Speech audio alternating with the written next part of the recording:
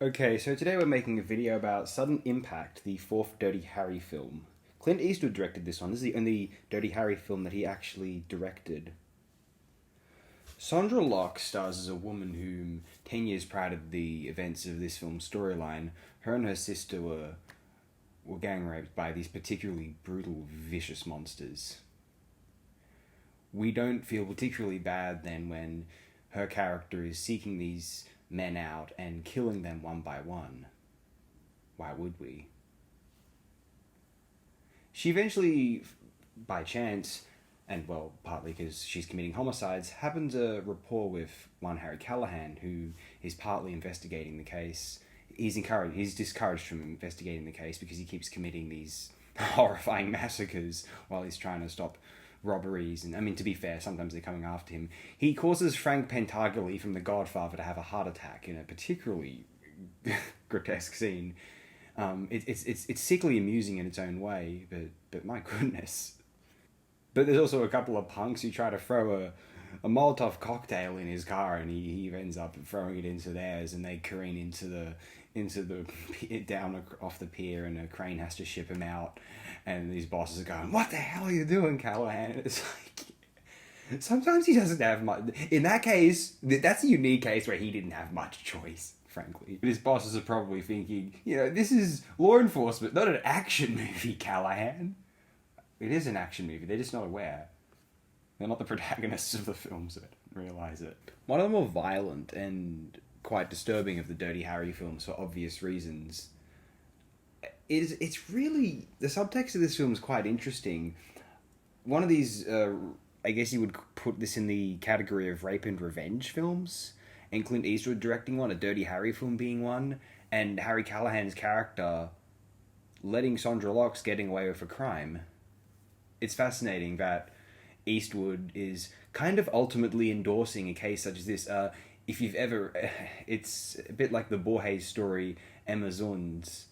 Clint Eastwood is on the side of some crimes being worthwhile. Well, actually, no, Amazons. That's not quite accurate, but well, somewhat. But I suppose if there was ever meant to be a larger budgeted action film Hollywood remake of 1978's I Spit on Your Grave, well, this is it. Sudden Impact has been most famous for being the film which contains the second most iconic Dirty Harry line, or perhaps the most iconic, "Go ahead, make my day."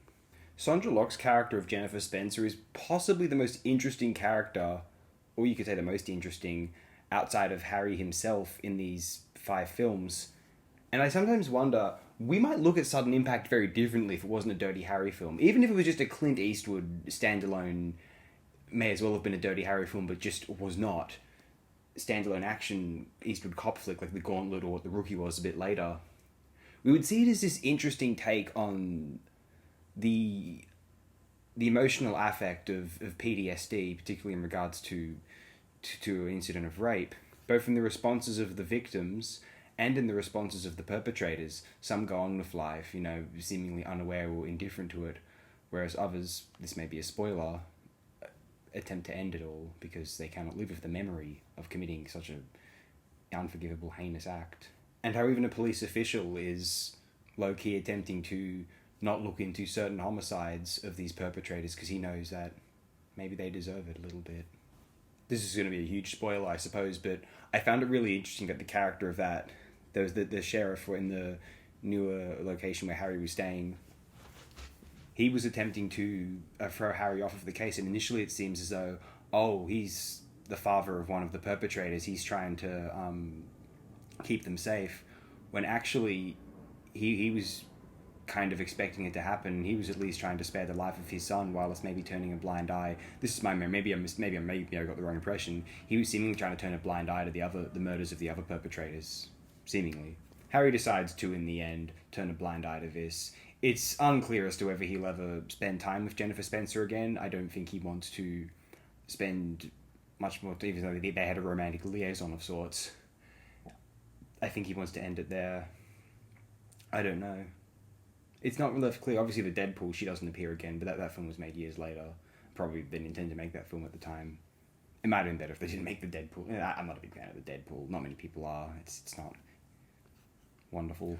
One would go and sit down with Sudden Impact expecting this dirty Harry Clint Eastwood 1983 go ahead make my day romp, and it's one of the more disturbing, confronting films about trauma ever realized in mainstream Hollywood, at least. Maybe not realized in film across, world cinema, period. But in mainstream Hollywood, it is quite interesting that a film so audacious came out in 1983. I don't dislike this film whatsoever. It may be one of the better of the Dirty Harry sequel. I mean, the better of the Dirty Harry sequels. There's only 4 of them, and certainly the Deadpool is not very good. The Enforcer I like. Magnum Force I like. I don't know how I would. Magnum Force might be my favorite of the 3 sequels, of these 3 sequels, just because it's the finest piece of filmmaking of the 3. It's the most audacious. It is just for the sake of bombastic action sequences, but they're very cool. Sudden Impact has the most complicated and challenging subtext, though, far and away. Let me know in the comments what you think. Do you think this film maybe went a bit too far? Do you think it maybe, I don't know, like, kind of exploited the idea too much, like one of these, the I Spit on Your Grave-esque films? Or do you think it was a more mature understanding and Eastwood trying to compose a three-dimensional character via Sandra Locke's Jennifer Spencer? I don't know. It'd be interesting to think about. In any case, have a very wonderful day, night, wherever you are. I hope you are all absolutely as well as you have ever imagined you could be.